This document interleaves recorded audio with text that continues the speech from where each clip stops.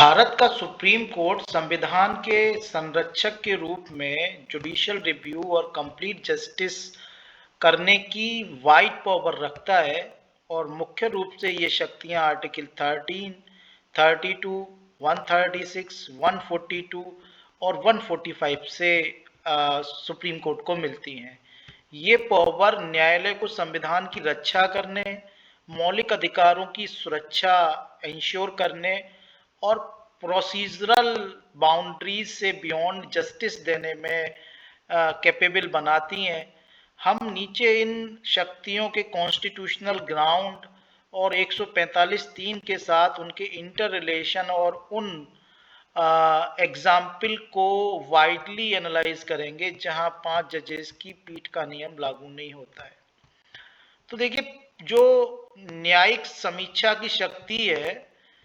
Supreme court की, ये वो शक्ति है जिसके तहत वो कानूनों को और एग्जीक्यूटिव प्रोसीडिंग्स को, एडमिनिस्ट्रेटिव निर्णयों की कॉन्स्टिट्यूशनलिटी की जांच कर सकता है। ये पावर संविधान के गार्जियन होने के नाते सुप्रीम कोर्ट की रोल में वेस्टेड हैं या निहित हैं और इसे कई संवैधानिक प्रावधानों से प्राप्त होती हैं।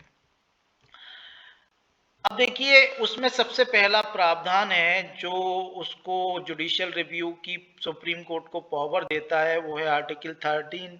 और ये डिक्लेयर करता है कि कोई भी कानून जो भाग 3 यानी मौलिक अधिकारों के खिलाफ हो, असंगत हो, वो उस असंगति या खिलाफ होने की सीमा तक शून्य होगा। सुप्रीम कोर्ट उन कानूनों को, उन अमेंडमेंट संशोधनों को या उन एग्जीक्यूटिव प्रोसीडिंग्स को रद्द कर सकता है जो फंडामेंटल राइट या अदर कॉन्स्टिट्यूशनल प्रावधानों का उल्लंघन करते हैं। ये भारत में जुडिशियल रिव्यू का आधार माना जाता है। देखिए, हमने इसको कई मामलों में सुप्रीम कोर्ट को देखा है। 1951 में संकारी प्रसाद के केस में, जिसमें सुप्रीम कोर्ट ने कॉन्स्टिट्यूशनल अमेंडमेंट की वैधता को तो बरकरार रखा, लेकिन यह एस्टेब्लिश किया कि कॉन्स्टिट्यूशनल अमेंडमेंट जुडिशियल रिव्यू के अंडर हैं और अगर वो फंडामेंटल राइट को वायोलेट करते हैं तो उनका जुडिशियल रिव्यू हो सकता है। उसी तरह से गोलकनाथ का केस 1967 में सुप्रीम कोर्ट ने ये माना कि पार्लियामेंट संविधान को अमेंड करके फंडामेंटल राइट को कम नहीं कर सकती है और इस अमेंड में, इस जजमेंट ने जो संवैधानिक संशोधन थे उन पर जुडिशियल रिव्यू को भी मजबूत किया। उसी तरह से तीसरा केस हम केशवानंद भारती का देखते हैं, जिसने बेसिक स्ट्रक्चर प्रिंसिपल एस्टेब्लिश किया और जिसने आर्टिकल 368 के तहत पार्लियामेंट की संविधान संशोधन की शक्ति को भी लिमिटिफाई किया या सीमित किया और बेसिक स्ट्रक्चर जैसे जुडिशियल रिव्यू, जैसे independence of the judiciary, federalism, संघवाद या सेकुलरिज्म, धर्मनिरपेक्षता, इनका उल्लंघन करने वाले कानून या कई संशोधन रद्द किए जा सकते हैं। ये केशवानंद भारती के केस में सुप्रीम कोर्ट ने कहा। इसके बाद में हम मिनर्वा मिल्क का केस देखते हैं, जिसमें सुप्रीम कोर्ट ने 42nd कॉन्स्टिट्यूशनल अमेंडमेंट के उन पार्ट को अमान्य किया जो जुडिशियल रिव्यू को लिमिट करने का प्रयास करते थे और ये कहते हुए सुप्रीम कोर्ट ने कहा कि जुडिशियल रिव्यू बेसिक स्ट्रक्चर का हिस्सा है। अब देखिए, सुप्रीम कोर्ट अगर ये कहता है कि जुडिशियल रिव्यू बेसिक स्ट्रक्चर का हिस्सा है तो सुप्रीम कोर्ट से ये अधिकार छीना नहीं जा सकता है। केवल इस वजह से ही नहीं कि सुप्रीम कोर्ट ने इस बात को कहा है, बल्कि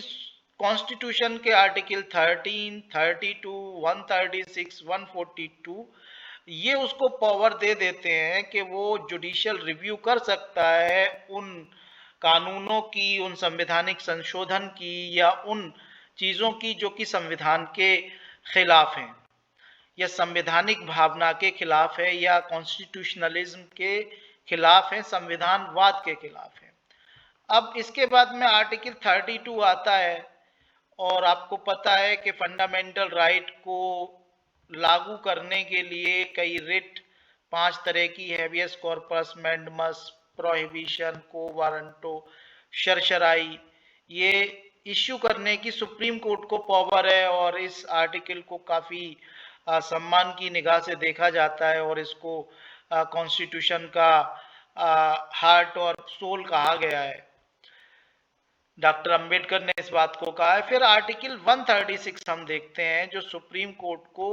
इंडिया के किसी भी कोर्ट या ट्रिब्यूनल में स्पेशल लीव पिटीशन या विशेष अनुमति याचिकाएं सुनने की डिस्क्रिएशनरी पावर या विवेकाधीन शक्ति देती है, जिसमें ये कानूनी त्रुटियों या जुरिडिक्शन के मुद्दों या गंभीर अन्याय होने पर जो है किसी मामले की समीक्षा कर सकता है। ये भी एक रिव्यू की पावर या जुडिशियल रिव्यू की पावर है 136 में सुप्रीम कोर्ट की। अब देखिए जो जुडिशियल रिव्यू है या न्यायिक समीक्षा है उसका दायरा क्या है, उसका स्कोप क्या है, उसका सीमा क्षेत्र क्या है, वो कहाँ तक काम कर सकता है, किन किन चीजों की रिव्यू से या समीक्षा कर सकता है। तो सबसे पहले तो विधायी अधिनियम की समीक्षा की जा सकती है, यानी विधायी अधिनियम का मतलब है केंद्र और राज्य के कानून की समीक्षा सुप्रीम कोर्ट के द्वारा की जा सकती है। संवैधानिक संशोधन की समीक्षा की जा सकती है। आपको पता है कि केशवानंद भारती के केस में बेसिक स्ट्रक्चर को कोई भी संवैधानिक संशोधन अगर डिस्टर्ब करता है तो 1973 के बाद में उसकी समीक्षा की जा सकती है सुप्रीम कोर्ट के द्वारा। इसके बाद में कार्यकारी कार्रवाइयां या एग्जीक्यूटिव जो प्रोसीडिंग्स हैं उनको भी जो है जुडिशियल रिव्यू किया जा सकता है और डेलीगेटेड लेजिस्लेशन या प्रत्यायोजित विधान को भी रिव्यू किया जा सकता है। अगर एडमिनिस्ट्रेटिव जजमेंट अगर वो मनमाने हैं या आर्टिकल 14 के समानता का उल्लंघन करते हैं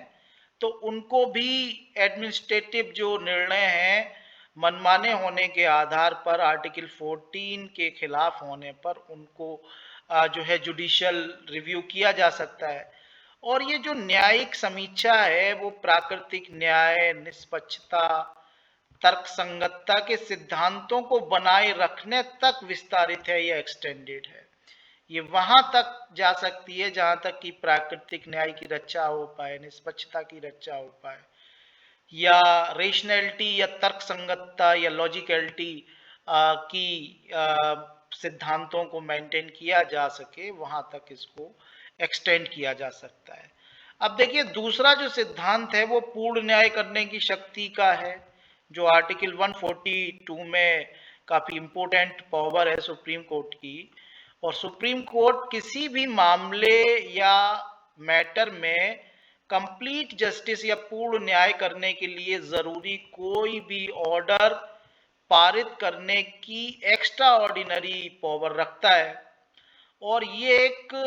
यूनिक और वेस्टेड पावर है सुप्रीम कोर्ट की जो इस कोर्ट को वैधानिक यानी कानूनी और प्रक्रियात्मक प्रोसीजरल जो सीमाएं हैं उनसे बियॉन्ड जो है इक्विटेबल जो रिजल्ट है उनको प्राप्त करने की अनुमति देती है कि इससे समानतापूर्ण परिणाम प्राप्त हो। इस तरह की असाधारण शक्ति आर्टिकल 142 में सुप्रीम कोर्ट को पूर्ण न्याय करने के बारे में दी गई है। अब देखिए 142 का जो पार्ट है वो यही कहता है कि सुप्रीम कोर्ट अपने जुरिडिक्शन के प्रयोग में किसी भी कारण या मामले में पूर्ण न्याय करने के लिए जरूरी ऐसा डिक्री पारित कर सकता है या ऐसा आदेश दे सकता है और इस तरह से पारित कोई डिक्री या दिया गया आदेश पूरे भारत में लागू होगा। अब देखिए इसकी मेन कैरेक्टरिस्टिक्स या मुख्य विशेषताएं क्या क्या हैं। सबसे पहली बात तो ये है ये शक्ति जो है डिस्क्रिएशनरी या विवेकाधीन शक्ति है सुप्रीम कोर्ट की और ये जो वैधानिक प्रावधान है, कानूनी प्रावधान या मिसालें या प्रेसिडेंट है उनसे बाउंड नहीं है, उनसे लिमिटिफाई नहीं है, उससे बाध्य नहीं है। बशर्ते कि ऐसा आदेश न्याय और संवैधानिक सिद्धांतों के अनुरूप हो। तो ये इसमें टेक्निकलिटीज या मिसालों को या कानूनी प्रावधानों को ध्यान में नहीं रखा जाएगा, लेकिन केवल तभी ध्यान में रखा जाएगा जब ऐसा आदेश जो कि 142 में दिया जा रहा है, इससे न्याय की हानि हो रही है, इससे संविधान के सिद्धांतों के खिलाफ अगर ये जा रहा है, तो इसको जो है मतलब कर्टेल किया जा सकता है या सीमित किया जा सकता है, अदरवाइज इसको सीमित नहीं किया जाएगा। तो इसका जो इस्तेमाल होगा वो एक्स्ट्रा ऑर्डिनरी मामलों में किया जा सकता है, जहां कानून का जो सख्त पालन है वो अन्याय की वजह बन सकता है, वहां पे इसका इस्तेमाल किया जा सकता है। तो इसका मतलब ये है कि ऐसे एक्स्ट्रा ऑर्डिनरी मैटर्स जहां पर कानून को सख्ती से पालन करना इनजस्टिस की वजह बन सकता है, यानी इक्विटी जैसे सिद्धांत को लागू करने के लिए कोर्ट इसका पालन कर सकता है। तीसरा, ये कहाँ पे जो है लागू हो सकता है, 142 के तहत आदेश पूरे भारत में लागू होगा और बाध्यकारी भी होगा। अब देखिए कई केसेस में ये लागू हुआ है, जैसे भोपाल केस में इसको लागू किया गया है 142 को। सुप्रीम कोर्ट बार एसोसिएशन बढ़ते भारत संघ के केस में 142 के सिद्धांत को लागू किया गया, और अयोध्या केस में भी जो है इसको लागू किया गया। इसके अलावा कोल ब्लॉक आवंटन मामले में भी इसको लागू किया गया 142 को। अब इसकी सीमाएं क्या क्या हैं? इस शक्ति का जो उपयोग है वो मौलिक अधिकारों या कानूनी प्रावधानों का उल्लंघन करने के लिए नहीं किया जा सकता है। देखिए ये जो शक्ति है वो मौलिक अधिकार और संवैधानिक प्रावधानों को उल्लंघन करने के लिए इसका इस्तेमाल नहीं किया जा सकता है। प्रेमचंद्र गर्ग के केस में इस बात को कहा, यानी इसका मतलब ये निकल के आता है, इसकी सीमाएं हम यूं कह सकते हैं, ये न्याय, समता और सद्विवेक के सिद्धांतों के हिसाब से होना चाहिए। और न्यायालय इस शक्ति का उपयोग करते समय संयम बरतता है ताकि न्यायिक सक्रियता या न्यायिक अतिक्रमण के से बचा जा सके। तो न्यायालय इस पावर का जब उपयोग करता है तो उसे संयम बरतता है ताकि न्यायिक अतिक्रमण ना हो पाए। तो देखिए अब हम एक इम्पोर्टेंट आर्टिकल है जो 145(3) है, उसके बारे में भी थोड़ा डिस्कस करेंगे। और 145(3) 5 जजों की पीठ के नियम के साथ इसका क्या अंतर संबंध है, क्योंकि 145(3) में ये बताया गया है कि एक जो कॉन्स्टिट्यूशनल बेंच होगी किसी भी संवैधानिक सब्सटेंशियल क्वेश्चन ऑफ लॉ यानी विधि का इम्पोर्टेंट क्वेश्चन को डिसाइड करने के लिए वो एक संवैधानिक पीठ होगी और 5 जजेस की पीठ होगी। 145(3) में ये बात बताई गई है। तो देखिए 145(3) ये डिटरमाइन करता है कि संविधान का जब व्याख्या से संबंधित कोई भी बात आए, यानी महत्वपूर्ण कानूनी प्रश्न हो, सब्सटेंशियल क्वेश्चन ऑफ लॉ हो, विधि का महत्वपूर्ण प्रश्न हो, तो इन मामलों की सुनवाई कम से कम 5 जजों की एक बेंच के द्वारा की जानी चाहिए। और ये रूल ये इंश्योर करता है कि इम्पोर्टेंट कॉन्स्टिट्यूशनल जो मैटर हैं उन पर ज्यादा से ज्यादा जो है विचार विमर्श और प्राधिकार के साथ निर्णय लिया जाए। ज्यादा से ज्यादा विचार विमर्श हो तो 5 कम से कम जजेस के बारे में ये कहता है। तो 145(3) का जो पार्ट है वो ये कहता है कि संविधान की व्याख्या से संबंधित किसी भी महत्वपूर्ण कानूनी प्रश्न को तय करने के लिए बैठने वाले जजों की न्यूनतम संख्या 5 होगी। अब देखिए 145(3) में 5 जजों की पीठ के नियम का ऑब्जेक्ट क्या है, उद्देश्य क्या है इसका? तो देखिए संवैधानिक जो व्याख्या है उसमें स्थिरता लाना, कि संविधान का जो इंटरप्रिटेशन किया जाए या मतलब लगाया जाए वो एक स्टेबल हो, वो ये नहीं हो कि आज एक जज की बेंच ने कुछ और उसका मतलब लगा दिया, कल दूसरे जज की बेंच ने कुछ और मतलब लगा दिया। तो संवैधानिक व्याख्या में एक स्टेबिलिटी, एक स्थिरता, एक स्थायित्व, एक ठहराव होना चाहिए और उसकी ऑथोरिटी इंश्योर होनी चाहिए, उसका प्राधिकार, उसकी इज्जत या उसकी ताकत जो है इंश्योर होनी चाहिए कि ज़्यादा जजेस जो है एक ही बात को सोच समझ के कहें, और छोटी जो बेंच हैं उनके द्वारा जो म्यूचुअल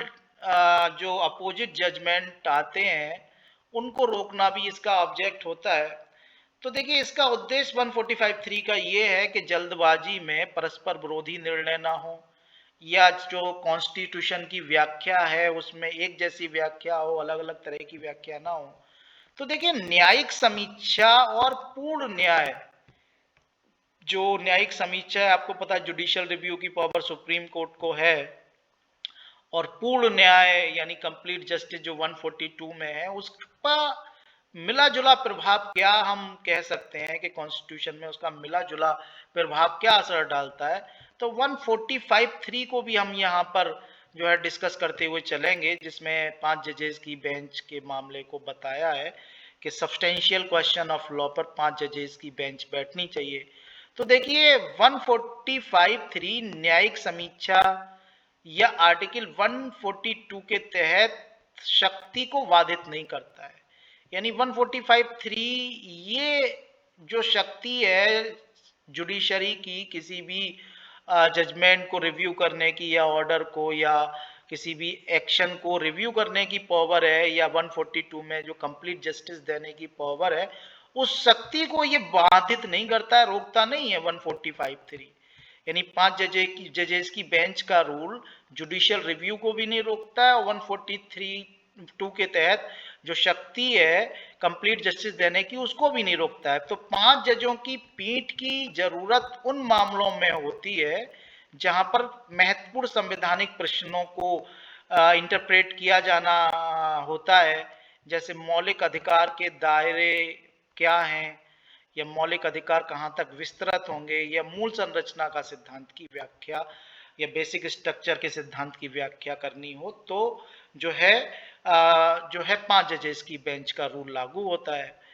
और सामान्य न्यायिक समीक्षा के लिए, जैसे मौलिक अधिकारों का उल्लंघन कोई कर रहा है, उन कानूनों को रद्द करना है, और उसमें कोई संविधान की नई व्याख्या नहीं की जा रही है, तो केवल एक छोटी पीठ 2 या 3 जज की पर्याप्त हो सकती है, जब तक कि इसे बड़ी पीठ को रेफर या संदर्भित नहीं किया जाता या भेजा नहीं जाता है। तो 2 या 3 जज की पीठ भी पर्याप्त हो सकती है। सामान्य न्यायिक समीक्षा की जा सकती है कि मौलिक अधिकार का कोई खुला उल्लंघन कर रहा है और दिख रहा है कि कोई भेदभाव हो रहा है किसी खास क्लास के लिए, तो वहां पर 2 या 3 जज की पीठ भी पर्याप्त हो सकती है, इसे बड़ी पीठ को संदर्भित किया जाना जरूरी नहीं है। इसी तरह से आर्टिकल 142 में पूर्ण न्याय करने की शक्ति जो है, आपको पता है कंप्लीट जस्टिस की शक्ति 142 में है, तो आर्टिकल 145(3) से ये बाउंड नहीं है, बाधित नहीं है। इसमें 145(3) कोई बाधा नहीं पहुंचाता है कि 5 जजेस की बेंच ही कंप्लीट न्याय करेगी। न्यायालय किसी भी मामले में 142 का इस्तेमाल कर सकती है, चाहे पीठ का जो आकार है या नंबर है वो कोई भी हो, लेकिन मामला उनकी जो है जुरिडिक्शन में है, तो उसमें 142 का कंप्लीट जस्टिस देने के लिए इस्तेमाल किया जा सकता है। अब देखिए, कुछ मामले हैं जहां 5 जजों की पीठ का नियम लागू नहीं हो सकता है या लागू नहीं होता है, जैसे 145(3) में 5 जजेस की पीठ या बेंच की जरूरत को बताया गया है। तो ये कुछ जो है परिदृश्यों में या कुछ संदर्भों में या कुछ जो है मामलों में पूरी तरह से लागू नहीं होती है। वो मामले सबसे पहले जो कि महत्वपूर्ण संवैधानिक प्रश्नों को शामिल नहीं करते हैं, तो वो मामले जहां पे सब्सटेंशियल क्वेश्चन ऑफ लॉ शामिल नहीं है या जिसमें सब्सटेंशियल क्वेश्चन ऑफ लॉ नहीं है, तो वहां पर जरूरत नहीं है कि 145(3) के तहत 5 जजेस की पीठ ही बैठे, अगर मामला स्थापित संवैधानिक सिद्धांतों के एनफोर्समेंट से संबंधित है। यानी स्थापित कोई पहले से ही कोई प्रेसिडेंट या जजमेंट आ चुका है, जैसे मान लीजिए उसके आधार पर जो पहले से ही कोई जजमेंट आया है या मिसाल आई है, प्रेसिडेंट आया है, उस पर आर्टिकल 14 का वायोलेशन करने वाले कानून को रद्द करना है, तो वहां पर जरूरी नहीं 5 जजेस ही बैठे, छोटी पीठ भी जो है इस काम को कर सकती है, और कोई आर्टिकल 145(3) से इस पे कोई प्रभाव नहीं पड़ेगा, यानी 145(3) को प्रभावित किए बिना ये निर्णय ले सकती है। अब देखिए, मतलब जैसे लैंगिक समानता है, व्यक्तिगत कानूनों के संवैधानिक महत्व के कारण 5 जजेस की बेंच कॉन्स्टिट्यूट की जा सकती है। लेकिन अगर मामला कम जटिल है तो छोटी पीठ भी जो डिस्क्रिमिनेटरी लॉ है उनको रद्द कर सकती है। इस तरह का कोई हार्ड एंड फास्ट मामला नहीं है। अब देखिए, इसके बाद में तत्काल या अंतरिम मामलों में भी जरूरी नहीं है कि 5 जजेस की बेंच ही मामले को सुने, 2-3 जजेस की बेंच भी सुन सकती है, क्योंकि इमीडिएट रिलीफ की जरूरत है। आज जैसे मान लीजिए आर्टिकल 32 के तहत हैबियस कॉर्पस की रिट है, कुछ मामलों में मैंडमस की रिट भी हो सकती है, जहां पे बहुत जल्दी आदेश ऐसा पारित करना जरूरी है, नहीं तो ग्रेव इनजस्टिस या गंभीर अन्याय होने का संभावना है। तो छोटी पीठ भी न्यायिक समीक्षा का उपयोग कर सकती है, या आर्टिकल 142 को लागू करके भी राहत दी जा सकती है, और अगर जरूरत हो तो कॉन्स्टिट्यूशनल क्वेश्चंस को भी बाद में बड़ी पीठ को भेजा जा सकता है, रेफर या संदर्भित किया जा सकता है। अगर जरूरत हो तो बाद में भेजा जा सकता है, लेकिन इमीडिएट रिलीफ जो है वो छोटी पीठ ही दे सकती है। बाद में उसको जरूरत है तो बड़ी पीठ को भी रेफर किया जा सकता है। तो जैसे Romila Thapar versus union of India 2018 का मामला है, कार्यकर्ताओं की गिरफ्तारी का मामला, तो जो है इमीडिएट रिहाई के लिए 3 जजेस की बेंच ने पिटीशन सुनी, लेकिन बाद में कॉन्स्टिट्यूशनल मुद्दों को बाद में बड़ी पीठ को रेफर कर दिया। तो इस तरह से भी हो सकता है। तीसरा मामला ये है जहां पर 145(3) का प्रयोग जरूरी नहीं है, जो नॉन कॉन्स्टिट्यूशनल मैटर है और उनमें 142 का यूज किया गया है। तो पूर्ण न्याय करने की शक्ति 142 तक जो है सीमित नहीं है। छोटी पीठ हो जो बेंच है, उन्होंने सिविल, क्रिमिनल और फैमिली मैटर में आर्टिकल 142 का उपयोग जो है इक्विटेबल परिणाम या रिजल्ट पाने के लिए किया है। जैसे अशोक खुर्रा बनाम रूपा विपिन जावेरी 1997 का मामला, 2 जजों ने आपसी सहमति से तलाक देने के लिए आर्टिकल 142 का यूज किया, और किसी भी लीगल वेटिंग पीरियड को बियॉन्ड करते हुए इस मुश्किल से जो मुश्किल थी उसको खत्म किया। इसके बाद में देखिए, जो क्यूरेटिव पिटीशंस हैं उसके मामले में भी उपचारात्मक याचिकाएं जरूरी नहीं है 5 जजेस की मैटर 5 जजेस की बेंच को ही बैठाया जाए। तो हम इसमें जो है देख चुके हैं कि ग्रेव इनजस्टिस को रोकने के लिए क्यूरेटिव पिटीशन दी जा सकती है। हालांकि ये क्यूरेटिव पिटीशन जो होती हैं, उपचारात्मक याचिकाएं, बड़े तौर पर आमतौर पर बड़ी बेंच जो है देती हैं, लेकिन इनका जो प्रिलिमिनरी रिव्यू है वो छोटी बेंच भी कर सकती हैं, और आर्टिकल 142 का यूज जो है वो इनजस्टिस को दूर करने के लिए किया जा सकता है। और यहाँ पर भी बड़ी 5 जजों की बड़ी पीठ की आवश्यकता जब तक नहीं है, तब तक की कोई मतलब सब्सटेंशियल क्वेश्चन ऑफ लॉ, महत्वपूर्ण संवैधानिक प्रश्न ना उठे, तब तक जो है अन्याय को दूर करने के लिए मतलब छोटी पीठ आमतौर पर प्रारंभिक समीक्षा कर सकती हैं। इसके बाद में प्रशासनिक और प्रक्रियात्मक निर्णय हैं। तो सुप्रीम कोर्ट के जो प्रशासनिक निर्णय हैं उसमें मामले को बड़ी पीठ को रेफर किया जा सकता है, या कुछ प्रक्रियात्मक आदेश हैं, जैसे एंट्रीम स्टे के लिए 5 जजेस की पीठ की जरूरत नहीं होती है, चाहे वह कॉन्स्टिट्यूशनल मुद्दे हों। तो जरूरी नहीं है सुप्रीम कोर्ट के एडमिनिस्ट्रेटिव जजमेंट के लिए किसी बड़ी पीठ को रेफर करना जरूरी हो। तो जहां पर प्रक्रियात्मक आदेश है, इंटरिम या अंतरिम स्टे का मैटर है, तो जरूरी नहीं है 5 जजेस की बेंच इसको। एल चंद्र कुमार का केस है, और इसमें ये कहा कि हाई कोर्ट की 226 के तहत जो पावर है वो न्याय, उसका जुडिशियल रिव्यू का जो पावर है उसको कम नहीं किया जा सकता, क्योंकि छोटी जो बेंच हैं वो रेगुलरली कॉन्स्टिट्यूशनल राइट को रक्षा के लिए एंट्रीम आदेश जारी करती रहती हैं, और उनका ये जो है एक तरह का मतलब जुडिशियल रिव्यू की पावर बेसिक स्ट्रक्चर मान ली गई इस केस में। इसके अलावा स्थापित कानून या स्पष्टीकरण देने वाले अगर कोई निर्णय है तो जरूरी नहीं है वहां पे भी 5 जजेस की बेंच के द्वारा ही उनको पहले से मतलब जजों की बेंच के द्वारा ही मामले को तय किया गया हो, तो छोटी पीठ भी उसको निर्णय को लागू कर सकती है बिना बड़ी पीठ के कॉन्स्टिट्यूट होने के। तो देखिए मतलब जैसे मान लीजिए केशवानंद भारती का केस जो सबसे बड़ी बेंच का केस है, 13 जजेस की बेंच का केस है, इसमें छोटी पीठों ने जो बेसिक स्ट्रक्चर का वायोलेशन करने वाले कानूनों को भी रद्द किया है इस केशवानंद भारती के केस के बाद, बिना मामले को 5 जजेस की पीठ को रेफर किए हुए किया है ऐसा, क्योंकि ये जो प्रिंसिपल है वो एस्टेब्लिश्ड या स्थापित प्रिंसिपल है। इसके बाद में आप देखिए हम जो बात करेंगे कि जो बेंच है उसके संख्या में कम या ज्यादा हो सकता है, यानी फ्लेक्सिबिलिटी बहुत सारे केसेस में हमें दिखी है। जैसे नवतेज सिंह जौहर का मामला 377 में का जो मतलब डिक्रिमिनलाइजेशन का मामला था, अपराध मुक्तिकरण का मामला था, उसमें भी हमें ये दिखा है। जोसेफ साइन के केस में भी हमें ये दिखा है 2018 में जो एडल्ट्री लॉ था उसमें 5 जजेस की बेंच ने 497 को रद्द किया। लेकिन जो है बहुत सारे मामलों में जो लैंगिक भेदभाव के मामले थे उसमें छोटी जजेस की बेंच ने इन मामलों को एड्रेस किया, बड़ी जजेस की बेंच की नीड को मतलब ज़्यादा जोर नहीं दिया। अब देखिए छोटी जो बेंच होती है उनमें आर्टिकल 142 विशाखा के मामले में ऐसा हुआ है कि